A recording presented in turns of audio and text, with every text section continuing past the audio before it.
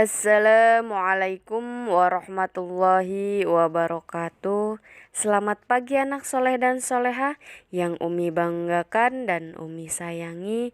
Selamat mengerjakan untuk penilaian tengah semester hari keempat. Seperti biasa, untuk penghantar daring pada pagi hari ini, mari kita saksikan dari kisah kelahiran Nabi Muhammad SAW.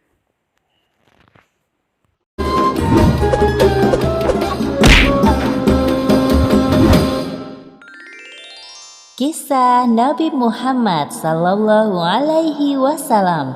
Lahirnya Nabi terakhir. Ribuan tahun lalu, Mekkah hanyalah sebuah lembah di tengah padang pasir, tempat persinggahan para kafilah dagang yang kemudian diubah menjadi sebuah kota di masa kekuasaan Nabi Ismail alaihi salam. Kota Mekkah juga menjadi saksi atas lahirnya Khatamul Anbiya, penutup para nabi. Beliau adalah Muhammad bin Abdullah. Nenek moyang Nabi Muhammad bernama Hashim bin Abdul Manaf. Saat Hashim berkuasa, kota Mekkah terkenal dengan pusat perdagangannya yang makmur. Tidak ada yang dapat menyaingi kemampuan berdagang masyarakat Mekkah pada saat itu. Namun sayangnya, kehebatan masyarakat Mekkah dalam berdagang tidak sebanding dengan kebiasaan jahiliyah yang sering mereka lakukan. Hei, lihatlah burung itu. Sedari tadi ia terbang di atas kepalaku, lalu berbelok ke arah kiri. Nenekku pernah berkata, jika burung itu berbelok ke arah kiri, maka kau akan tertimpa sial. Benarkah ucapanmu? Ya, tentu saja. Menurut kepercayaan masyarakat jahiliyah, jika burung itu berbelok ke arah kanan, maka nasib baik akan datang. Begitupun sebaliknya.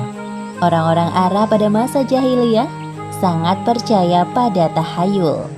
Kebiasaan jahil lainnya adalah tentang penyembahan berhala.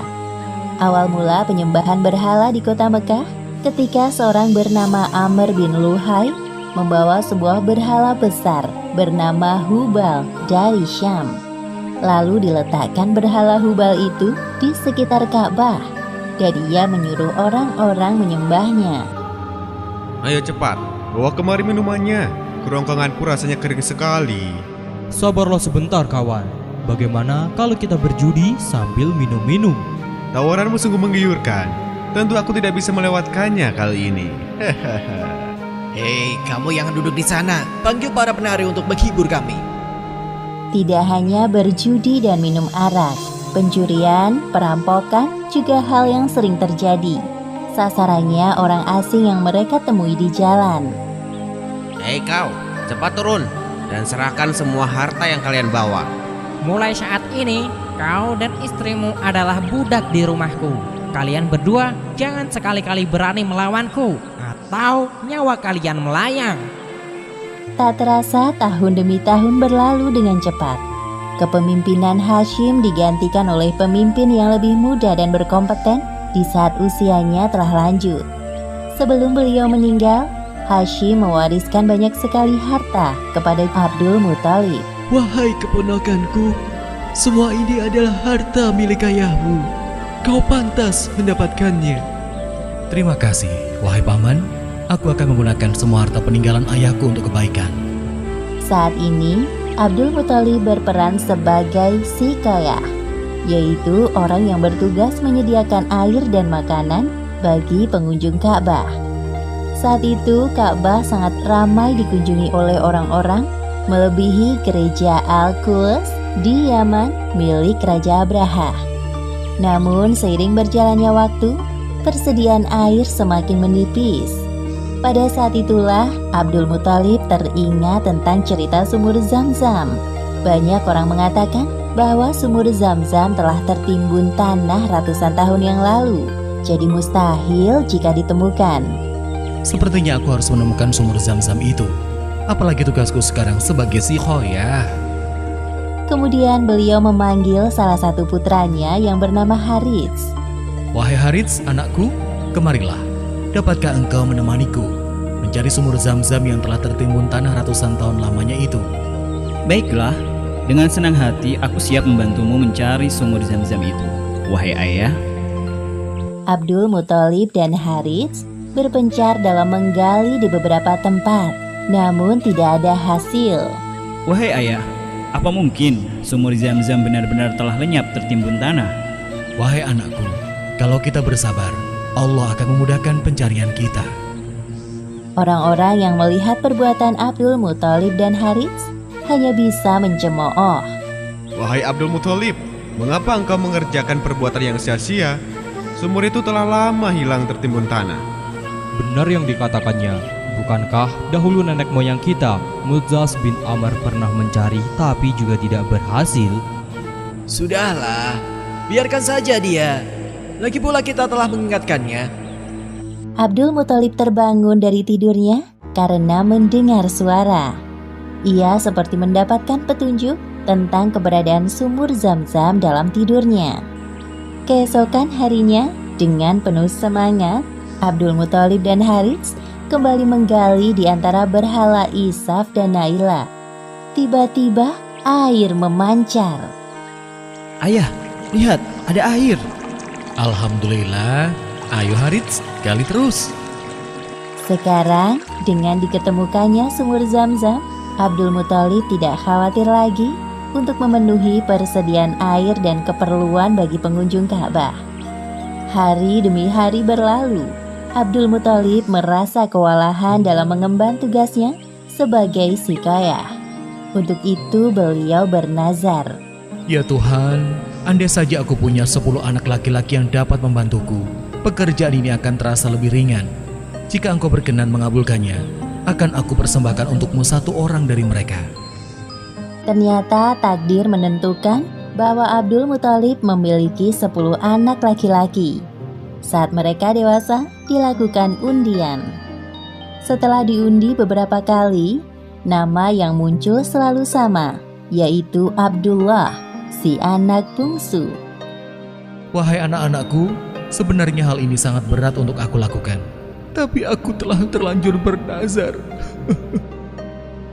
Sebenarnya tidak sampai hati, Abdul Muthalib mengatakan tentang nazarnya kala itu. Wahai saudaraku, jangan engkau lakukan itu. Batalkan nazarmu dan meminta ampunlah kepada Tuhan Hubal. Lalu apa yang harus aku persembahkan sebagai ganti dari Abdullah? Kalau engkau dapat menebusnya dengan harta, maka berikanlah itu kepada berhala agar mereka tetap berkenan kepadamu. Menurut kami, itu keputusan yang terbaik. Setelah melakukan perundingan cukup lama, diputuskan bahwa Abdul Muthalib harus menyerahkan 100 ekor unta sebagai ganti dari persembahan Abdullah. Abdullah adalah pemuda baik, sopan dan berwajah tampan. Banyak gadis-gadis Mekah yang tertarik dengannya, apalagi ketika mereka mendengar bahwa nyawa Abdullah setara dengan 100 ekor unta. Mendengar kenyataan bahwa Abdul Muthalib berencana menjodohkan Abdullah dengan anak dari Wahab bin Abdul Manaf, para gadis Mekah itu tentu kecewa. Allah Subhanahu wa Ta'ala telah menentukan jodoh Abdullah dengan Aminah, gadis yang memiliki nasab yang paling baik di kalangan suku Quraisy. Akhirnya mereka berdua menikah. Wahai istriku, musim semi telah tiba. Ini tandanya aku harus melakukan perjalanan dagang ke Syam. Pada saat itu, Aminah sedang hamil muda. Jika itu memang kewajibanmu, pergilah wahai suamiku. Meskipun sesungguhnya aku sangat berat untuk melepas kepergianmu. Simpan kekhawatiranmu, wahai istriku. Aku sekarang ini harus bekerja keras untuk calon bayi yang ada di dalam kandunganmu ini.